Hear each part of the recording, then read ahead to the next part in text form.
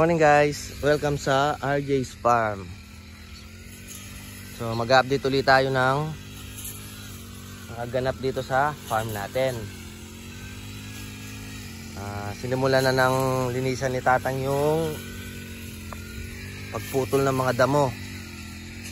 Ayan, so ayan, wala na mga damo para malinis daw tignan, kasi malapit na tayo mag-open ng mulberry farm natin. By June siguro i-open natin sa public. Yan. So, busy si Tatang. Bali, pangalawang araw na ng pag-grass cutter to. Natapos na niya agad. Yan. Mabilis siya ngayon.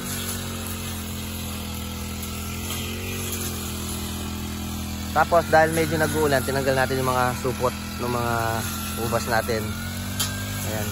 Para ma-sprayan sila kasi nagbabatik na naman sila sa ulan. Ayan. Pero okay lang yan, pang ano lang to pang pictory lang naman to pag nag-open tayo rito, para may dagdag attraction. Pero dapat talaga by October or November natin pinapabunga to para iwas sa bagyo. Maganda pa naman na yan, mahaba.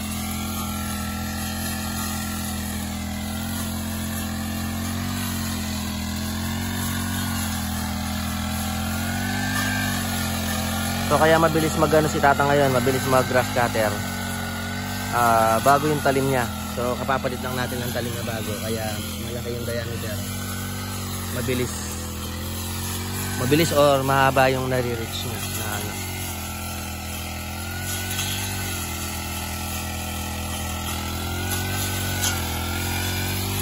Saka ito pala yung mga arcadia natin. Ito, bumaba na to sa sobrang haba niya.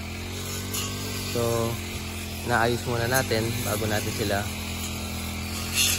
putulin. Ayan. Ito na yung mga arcadia natin. Magbanda lahat sila dun dahil sa hangin. Ayan, mga side shoot ng kataw ba? Ayan. Ito, hindi nagano, itong isa. Hindi siya nag-thrive, nabuhay.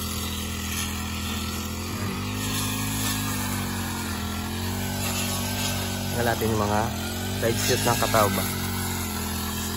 Bigla silang nagtutubo kasi dahil sa pag-uulan na tumubo sila. Ito pa, mga side shoot. Ito. Tapos ito, kulang sa spray, medyo may sakit siya ay, may tumutubo na maganda pa lang wala, ni-spray natin ulit sa kamay. Hindi natin nalagaan sa spray. Ang daming side shoot ng kataw ba. Baka lang tinatanggal to.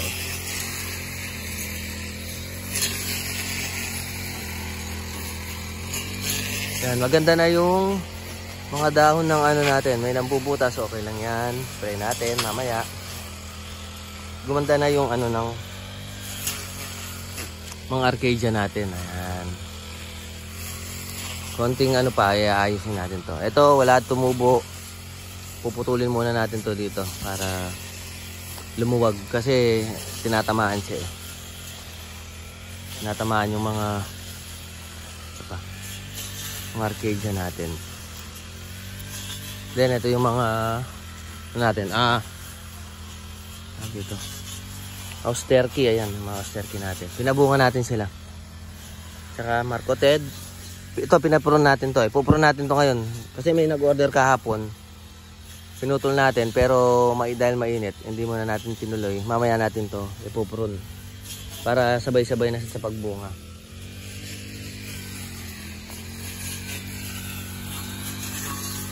Tsaka pala ito yung mga katauba na ginrap natin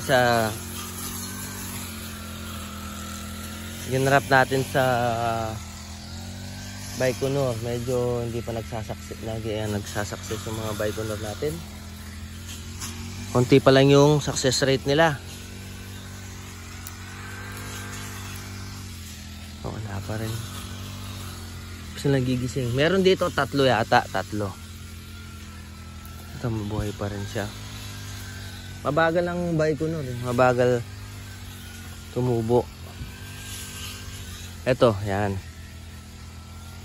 Ito, Baikonur. So kailangan muna natin puputulin na to para doon na lang mag-concentrate. Ito pa, ayan Baikonur din to. Ayan, dalawang Baikonur na yung magbabad break. Ayan. Sinubukan natin to. Isa pa.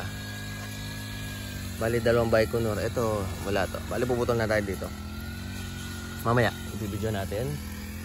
Then, ito pa ang Baikonur. Ayan, healthy siya. Ayan, naglalabas siya ng bulaklak. Oh. 3 Baikonur pa lang tayo pala.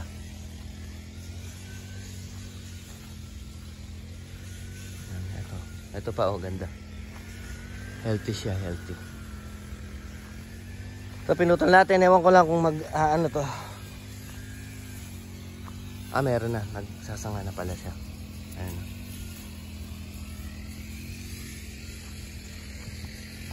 Tsaka pala ito yung mga tinanim natin mga peyton. Ayan.